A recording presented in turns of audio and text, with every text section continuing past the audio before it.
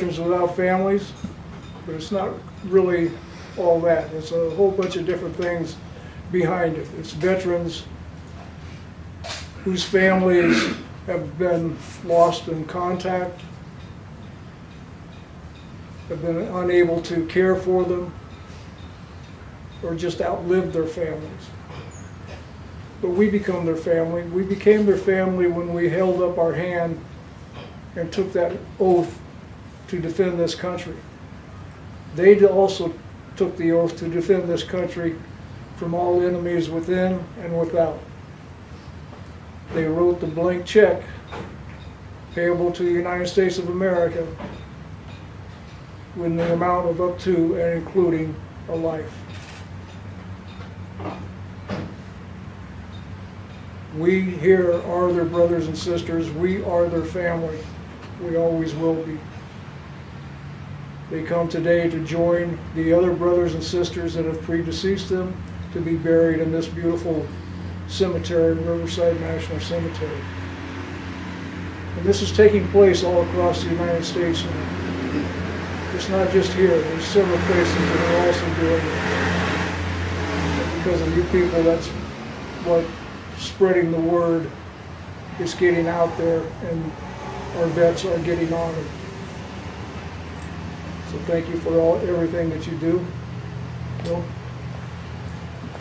The Veterans Without Family that have already been buried are as follows: Larry Lewis, Ernest Orvex, Floyd Wilder, Reuben Garza, Stanley Cross, Waldo Hollow,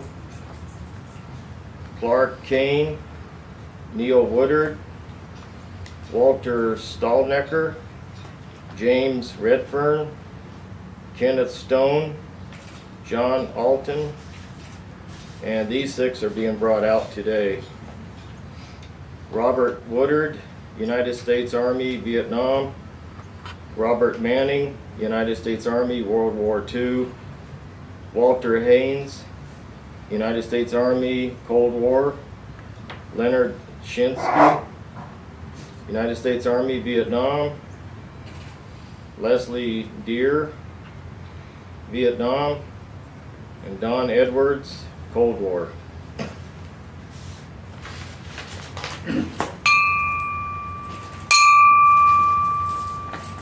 War with myself is what I wanted to talk about today. It was an emotional day with another American being killed overseas. I spent a good portion of the day being angry. Then in the afternoon I got a gunnygram.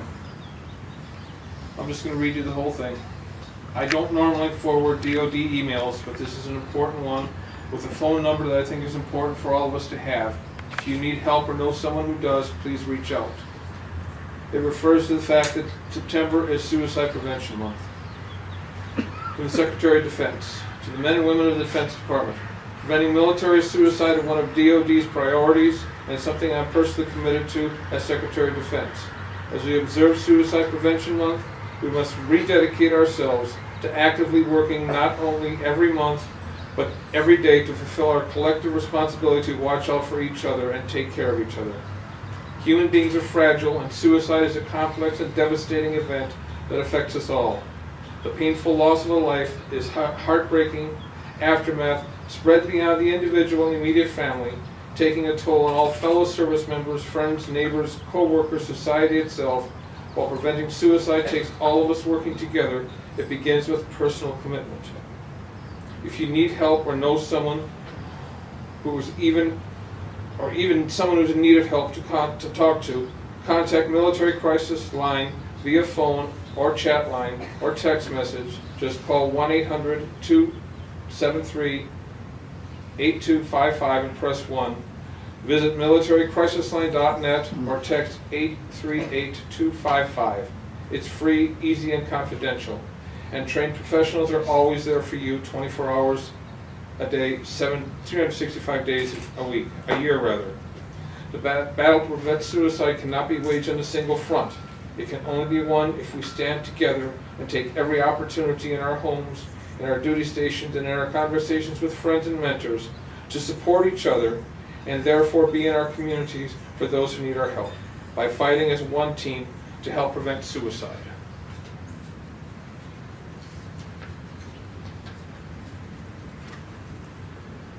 David's Psalm is a joyful proclamation of God's providence. Humankind can live free from fear because, like God, the Good Shepherd, God will always provide, protect, and guide this flock. I am the Good Shepherd. The Good Shepherd giveth his life for his flock. John 10:11. Brief prayer. Dear God, this is September, and we ask that you help all those that are in need, those contemplating hurting themselves or others. All you have to do is reach out. Any one of us will be there for you. God bless you and all, and God bless America. Amen. Amen. If any of you would like to join the ranks of the sky pilots or to offer prayers or whatever, or have something to say, please come forward and share it with us. It's not easy. Bill has volunteered to read the names off. That's a difficult job. You get handed a list of names and you read them cold. Not sure how to pronounce them sometimes, but he's doing a good job with it. And we want anybody who wants to join in our service, add to our service, or take something away. Let us know. We'll work on it. This is your service. So.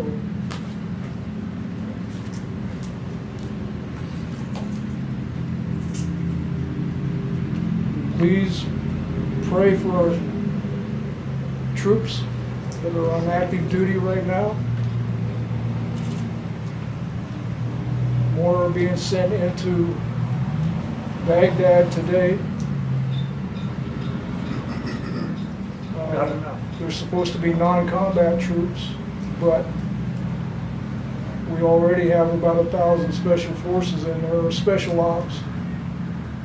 So it looks like things may pick up and get heated. So please, and again, I don't care what your politics are, support the troops, back the troops.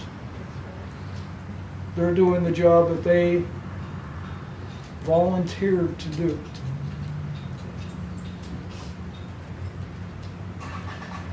If we cannot do him honor while he's here to hear the praise, then at least let's give him homage at the ending of his days.